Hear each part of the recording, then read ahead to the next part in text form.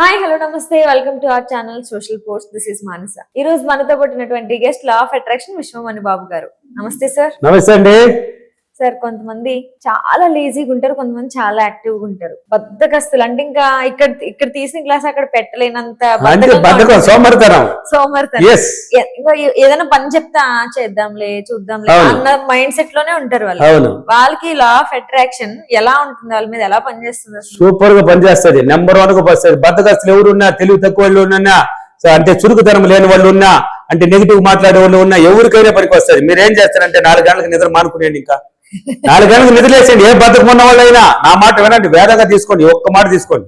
4 తర్వాత నిద్రపోకండి, వేసి కూర్చోండి, గమ్మని కూర్చొని అదే దగ్గరికి వెళ్ళండి, పోయి చారు వేసుకోండి. నీ గురించి మాత్రం గొప్ప పొగుడుకో, గుని గురించి పొగడు. ఎక్కడ ఏం చేయాలి? నేను ఏం పని చేయమనిలా, ఒక చిన్న పని పెట్టా. అది ఏం పని? నీ గురించి చెప్పుకునే పని. ఎవరి గురించి చెప్పుకునే పని? నీ గురించి చెప్పుకునే పని. పో అర్థం దగ్గరికి పో, కూర్చో. నిద్ర లేచిన పాసికి చూస్తే పో. ఫస్ట్ లేస్తారు, ఒక బూది ఒక నమస్కరించుకో. ఆ తల్లికి మించిన తల్లి సృష్టిలో లేదు. భూతల్లి లేకపోతే సృష్టి మొత్తం భస్మం అయిపోతుంది. ఒక నమస్కరించుకోండి. ఎవరైనా నేను నేర్పించేది అన్ని పాజిటివే.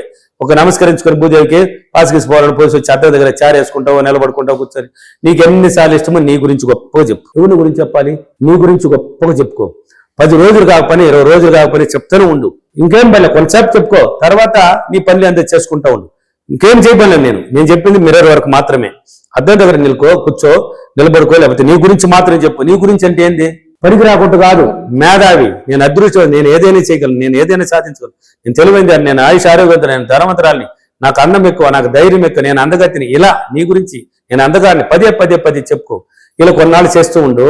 నీ మైండ్ రోజు రోజుకి 4 గంటలకు నిద్రలేసినావు కదా, యాక్టివేట్కి వస్తుంది. అంటే ఆ బద్ధకము, ఆ సోమరితనం అనేది పోయేసి చురుకుదనం ఏర్పడుతుంది, ఒక శక్తి ఏర్పడుతుంది నీకని చెప్తున్నాను. 4 తర్వాత నిద్ర మేలుకున్నారంటే ఒక శక్తి ఆటోమేటిక్ నీకు ఏర్పడుతుంది. రోజు రోజుకి. అంటే ఎందుకు చెప్తున్నానంటే, నేను మా నాన్న అమ్మ ఉండేటప్పుడు, అమ్మ ఉంది ఇప్పుడు కూడా, వాళ్ళు సంపాదిస్తున్నారు బాగా 8-9 గంటల వరకు కూడా నిద్రపోయిన మనగాడిని నేను. రాత్రి పడుకునేసి 9 గంటలకు రాత్రి ఏం పని చేశానని చెప్పో టీవీ చూసేది.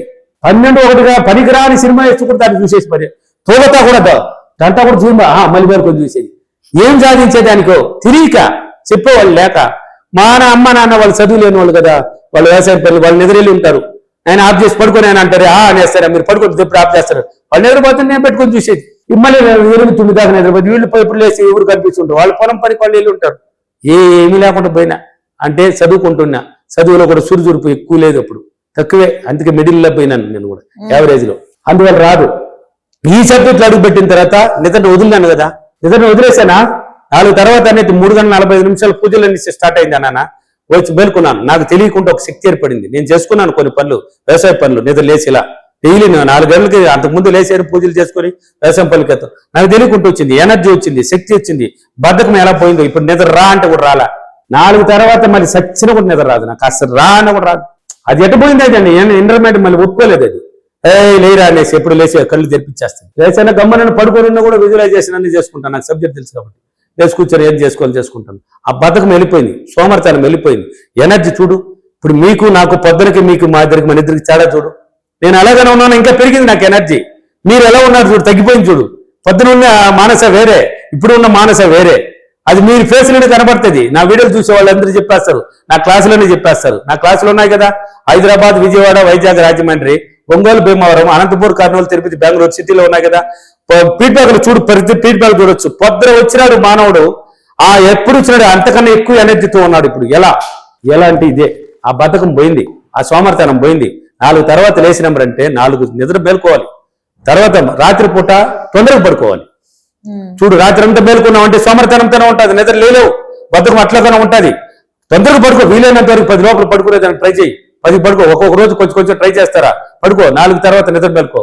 ఆ బద్ధకం ఎలా వెళ్ళిపోతుంది నువ్వు చూడు. అప్పుడు ఇంట్లో ఉన్న వాళ్ళకన్నా చూడు, మంచి మేధావి అవుతావు, మంచి గొప్పదానం అవుతావు. అన్ని పనులు నువ్వే చేసే శక్తి వస్తుంది. మీ తల్లిదండ్రులు కాదు, మీ అమ్మ కాదు, నువ్వు భర్త కాదు, భార్య కాదు, ఎవరైనా మెచ్చుకునే స్థాయికి నువ్వు ఎదుగుతావు. అప్పుడు అన్ని ఎనర్జీ వస్తుంది, ఒక శక్తి వస్తుంది. నాకు వచ్చింది, నేను చెప్పిస్తున్నాను, అందరికి వచ్చింది. చేసుకున్న వాడికి వస్తుంది, చేయలేని వాడికి రాదు. మీరు చేసుకోండి, ఎవరికైనా వస్తుంది. ఓకేనా? ఎనర్జీ రావాలి, బద్ధకం పోవాలంటే 4 తర్వాత నిద్ర మేలుకోవాలి. ఈ రోజు అఫర్మేషన్.